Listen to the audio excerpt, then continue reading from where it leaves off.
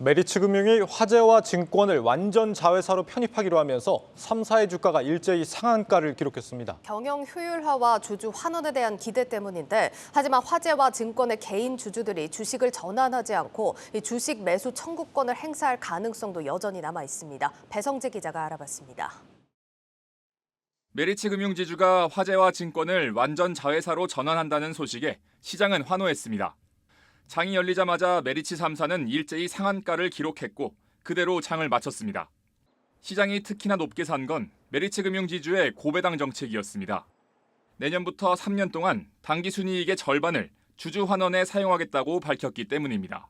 2023 회계연도부터 통합될 메리츠금융지주의 배당 및 자사주 매입 소각을 통한 총 주주 환원율은 연결 기준 당기순이익이 50%를 원칙으로 합니다. 이는 각사의 최근 3개년 주주 환원율 평균인 지주 27.6%, 화재 39.7%, 증권 39.3%를 상회하는 수준입니다. 이에 따라 메리츠금융지주가 개장 2분 만에 상한가를 기록했고 지주 주식으로 전환이 가능한 메리츠 증권과 메리츠 화재가 1시간 만에 일제히 상한가에 도달했습니다. 두 회사 주식을 지주 주식으로 바꾸는 것은 각각 내년 1월과 3월 임시주주총회에서 확정됩니다. 지주의 주식 한 주를 얻기 위해서는 메리츠 화재 1.26주, 증권 0.16주가 필요합니다. 앞으로 관전 포인트는 두 회사의 개인 주주들이 주식 전환을 선택할지 혹은 주식 매수 청구권을 행사할지 여부입니다. 청구권 행사 가격은 메리츠 화재가 주당 32,800원 수준, 메리츠 증권은 4,100원 수준입니다. 오늘 종가를 생각하면 터무니없이 낮은 가격이지만 앞으로의 주가 향방에 따라 행사 물량은 달라질 수 있습니다. 지주의 주가가 상승 랠리를 멈춘다면 주식 매수 청구권을 행사하는 게 더 유리할 가능성도 있습니다. 게다가 두 회사 지분 취득을 위해 지주사는 약 2조 2천억 원 규모의 신주를 발행해야 하기 때문에 회사 가치에는 변함이 없다는 중립적인 의견도 나오는 상황. 주식 매수 청구가 많을 경우 이번 주식 교환이 해제 가능한 만큼 앞으로 1월과 3월까지 3사 주가 향방에 주목할 필요가 있습니다. 한국경제TV 배성재입니다. 기업들의 쪼개기 상장이 무리를 빚고 있는 요즘 반대로 자회사 완전 편입에 나선 메리츠금융을 놓고 주주들의 기대감이 뜨겁습니다. 하지만 이를 두고 여러 가지 해석들이 나오면서 주식 매수 청구권 행사를 고민하는 주주들도 많은 상황입니다. 자세히 알아보죠. 경제부 이민재 기자 나와 있습니다. 이 기자, 일단 이번 편입의 효과 장단기적으로 좀 분석을 해보면 어떻습니까? 일단 단기적으로 봤을 때는 일단 지켜봐야 될 부분이 좀 있습니다. 리포트에서 본 것처럼. 일단 금융지주나 화재, 증권 주주들만의 좀 입장은 다 다르긴 합니다만 일단 화재와 증권 주주 같은 경우에는 교환 비율에 대해서는 특별히 이견은 없습니다. 그런데 이제 증권 같은 경우에는 특히 최근에 이제 고금리라든지 예를 들면 부동산 프로젝트 파이낸싱 부실도 인해서 저조하기 때문에 이 저평가라는 지적이 다소 있긴 하지만 이 향후에 주주 환원까지 고려하면 이게 큰 문제는 되지 않을 수 있다라는 분석이 나오고 있고요. 다만 금융지주에 대해서는 조금 의견이 엇갈립니다. 이 주식 교환 과정에서 지분 희석 등으로 이 가치가 조금 낮아질 수 있다라는 우려가 단기적으로 제기가 되고 있습니다. 지주 주주들의 가치가 오히려 더 낮아지는 부분도 있을 수 있다.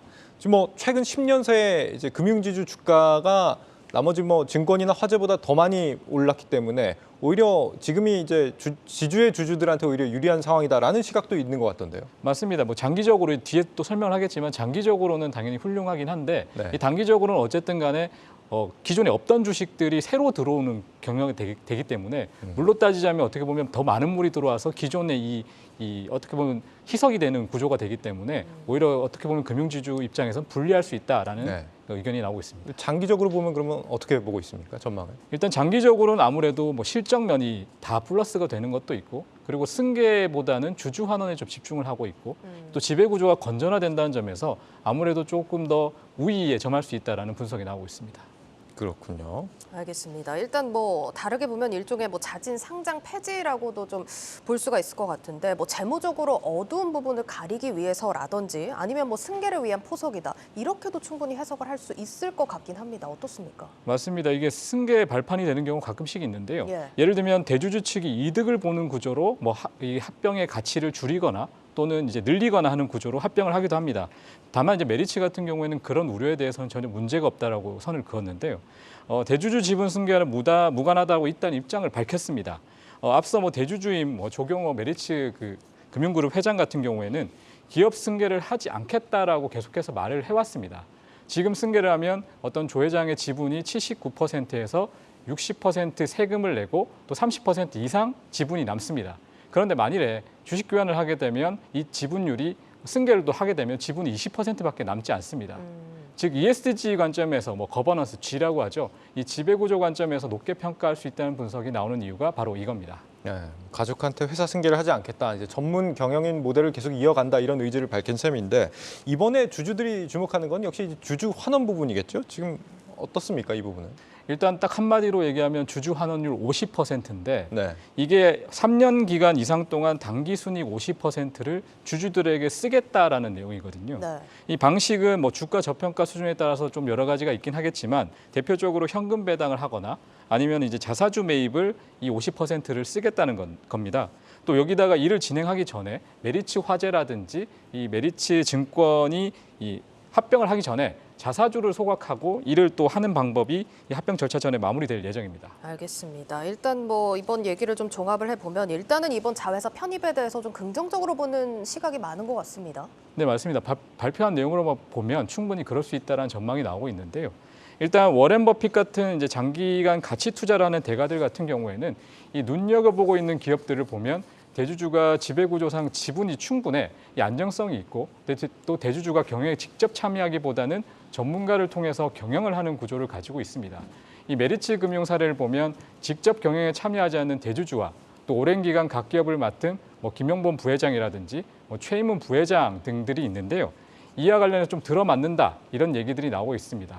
이런 점을 보면 메리츠가 이번 변화를 통해서 어떤 계열사 간 자본 배분을 좀 효율적으로 하고 또 향후 임직원 간 소통을 활발히 해서 급변하는 경영 환경에 대처하겠다고 말한 것에 좀 힘이 실립니다.